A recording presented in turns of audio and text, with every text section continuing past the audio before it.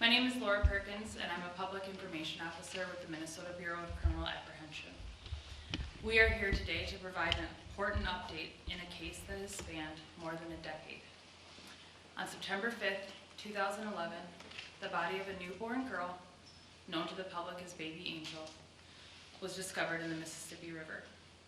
This morning, investigators with the Winona County Sheriff's Office have made an arrest in connection with the infant's death. This arrest marks a significant development in an investigation that has remained in the hearts and minds of many for years. Today you'll hear from Winona County Attorney Karen Sonneman, Winona County Sheriff Ron Ganrud, and BCA Deputy Superintendent of Forensic Science Services, Catherine Knudsen. Following their remarks, we will open the floor for questions. And with that, I will invite up County Attorney Sonneman. Good afternoon. Today, April 24th, 2025, my office filed a criminal complaint against Jennifer Nicole Baechle. The complaint charges her with 2 counts of second-degree manslaughter for her alleged involvement in the death of an infant found inside a bag floating on the Mississippi River within the border of Winona County, Minnesota on September 5th, 2011. If found guilty of these charges, Ms. Baechle faces a presumptive commit to prison of 48 months under Minnesota sentencing guidelines. This morning, Ms. Baechle appeared before District Court Judge Nancy Beitendorf, and Judge Beitendorf set bail at $200,000 unconditional bail and $20,000 conditional bail on the grounds that Ms. Baechle may pose a flight risk. The conditions of her conditional bail were among them that she be on a GPS monitor and not leave the state of Minnesota. The criminal complaint that my office filed is a public document. Please read it if you haven't already. It provides the probable cause evidence in this case that is necessary under professional standards of conduct and the law a prosecutor must follow in bringing a criminal complaint against an individual.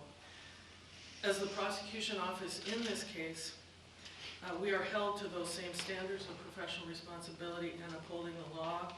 And I must remind everyone here that under the law, Ms. Baechle is presumed innocent of these charges. As prosecutor, I also have the obligation to make sure that she is afforded due process and that guilt is decided by the court under the standard of proof beyond reasonable doubt upon the basis of sufficient evidence. And the prosecution carries that burden. I began my service as county attorney in January of 2011, so I have had the opportunity from the beginning of this case to observe investigators from both the Winona County Sheriff's Office and the Minnesota Bureau of Criminal Apprehension work tenaciously for over 13 years to gather the sufficient evidence for my office to file this criminal complaint this morning. I want to thank all the law enforcement officials, many of whom are here today, both current and retired, who worked on this case since its beginning, and those who joined those efforts throughout the years to seek answers to the suspicious death of the infant named Baby Angel in 2011 by then Winona County Sheriff Dave Brandt. Thank you.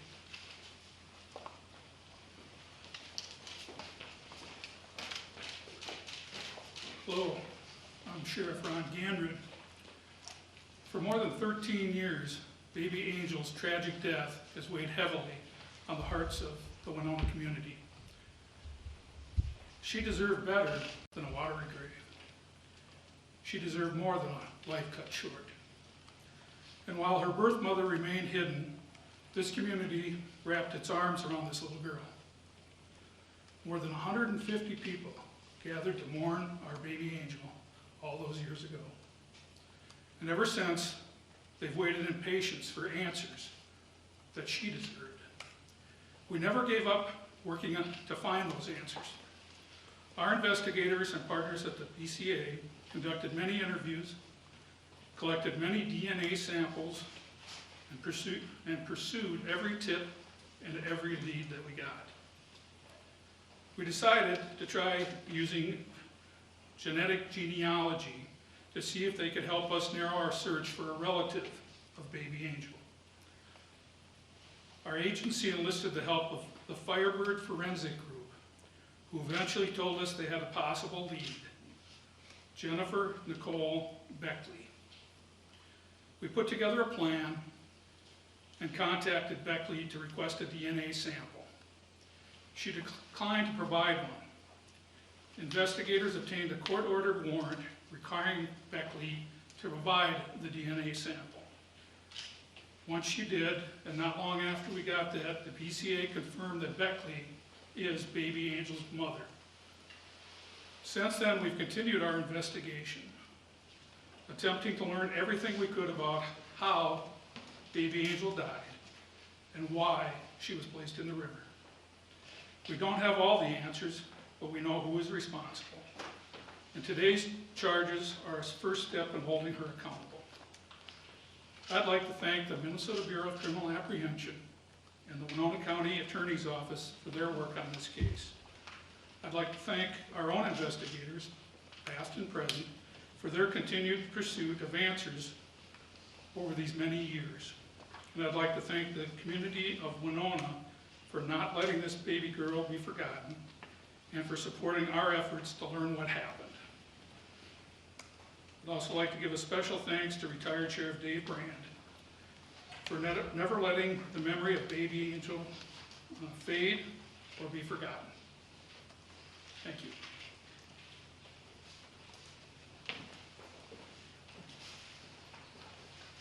Good afternoon. As previous speakers have mentioned, this is the day we've all worked for over 13 years. To help bring answers for this community and justice for baby Angel. While today's arrest and charges cannot bring her back, we at the BCA do hope that this development can help this community heal. BCA special agents, analysts, and forensic scientists have been working alongside sheriff's investigators since the day baby Angel was found. To learn what happened to her, we first needed to know who she was and where she came from.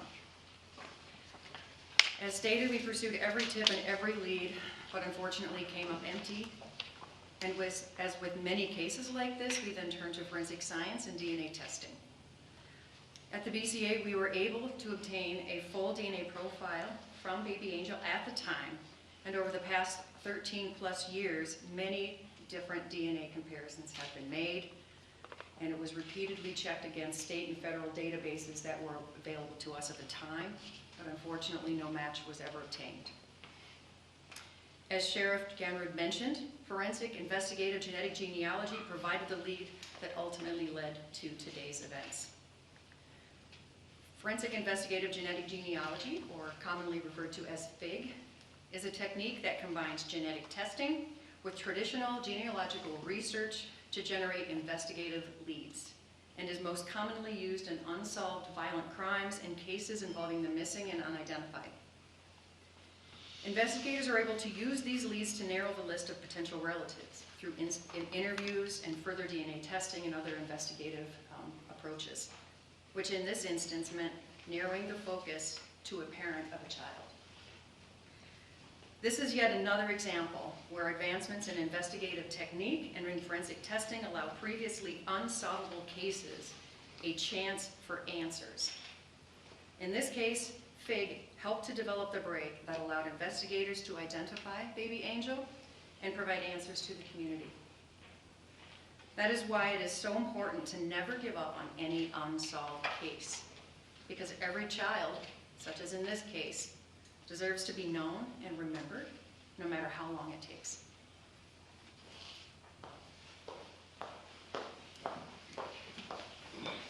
That will conclude our remarks. We will open the floor for questions. Please state your name and outlet when asking your question. I'm Olivia Franzensky with KCTC out of Rochester. Is there anything that you can confirm about the defendant, in this case, Jennifer Baechle? What can you tell her, like her background?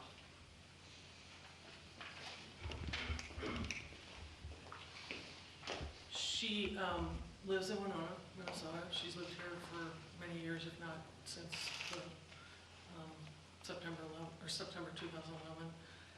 She's married. She has two children, and she has a job. That's pretty much the extent at this time that I can let you know that. So. Adam Duxter with WCCO Television. Can we get a clarifier on how we say her last name? I've heard a couple people pronounce it a couple different ways. This morning, one of my investigators advised me that, according to her attorney, she pronounces it Baechle. Baechle? Baechle. Okay, thank you. Chandler Jackson with KAL in Rochester. This is for Attorney Sonneman. Can you explain or kind of elaborate on what constitutes Ms. Baechle as a flight risk according to the conditions? This morning at her arraignment, I argued, first of all, I didn't feel that she was a public safety risk. The court has to look at two factors, public safety and flight risk, when determining if bail is necessary. I argued that she was a flight risk because she is now facing charges that would, if convicted, result in her a presumptive commit to prison of 48 months. And this would be the first time that she's facing that reality of this. And so that was what I raised as the reason for the flight risk. And the judge agreed that there was really no public safety risk in this case, given how long this is from the time of the incident. But the judge did obviously agree with the state in terms of the flight risk, although I had asked for $50,000 in conditional bail, and the judge set it at $20,000. But she recognized that, yes, there is a possibility of a flight risk. Sure. Oh, you have your hand? Maureen Dudley, KIMT, out of Rochester. Do you know when she might, I guess, go before a jury or before a judge? The next hearing was set for July 7th, I believe. You can double check that in the court record. Through her attorney, she waived several of the preliminary hearings, what's called a Rule 5 or Rule 8, and she asked for what's called a default omnibus hearing. And so that's been scheduled for July 7th, I believe, which is a Monday. And her attorney had asked for that, it's on the record in her arraignment, because he wanted sufficient time to be reviewing what is a considerable amount of discovery in this case. So, and it goes back a long time. So, yes. Olivia Constantine, Yeah. HBC, this question is for you. Yeah. Tell us about the statute of limitations. Was there a concern that so much time had passed in this case that your office wasn't able to prosecute? We considered that, and I have very able assistant county attorneys who are here. I'm not sure really the two. We looked at that very issue because there were some other charges that we were considering, but there was a statute of limitations on those.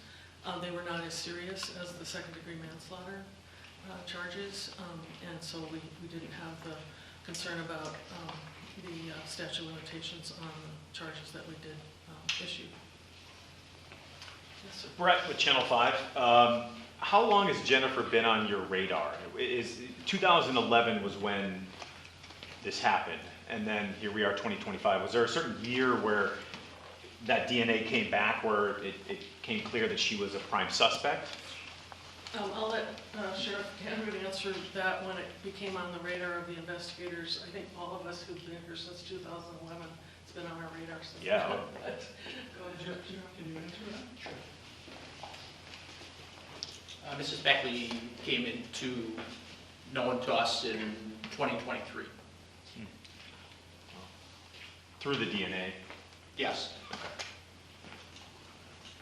Adam, once more with WCCO. Can anyone in law enforcement that's had any sort of kind of communication with Ms. Baechle over this period of time, whether it's today or the last few months, I'm curious, what is it like when you're there in the room with her? It's someone that you've worked to identify for more than a decade now, and the feeling of she's right there, you know who it is, presumably. What is that like to feel after all that time working on this case?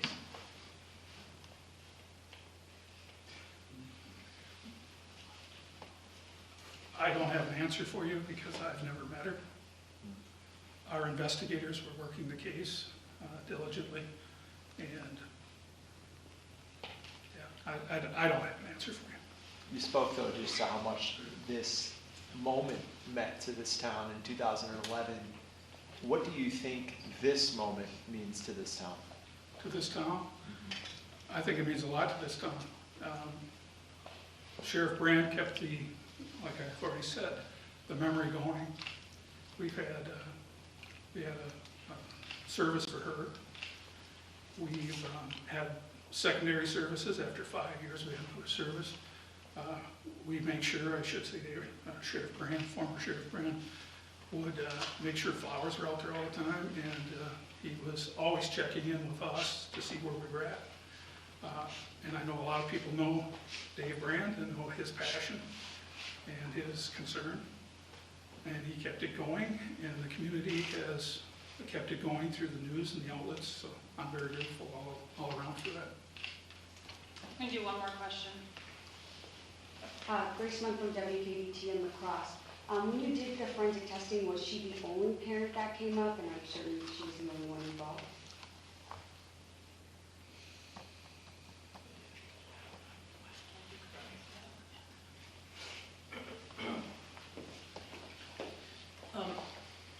At this time, she is the only parent that came up. But obviously there's a father somewhere. But at this time, the forensic only identified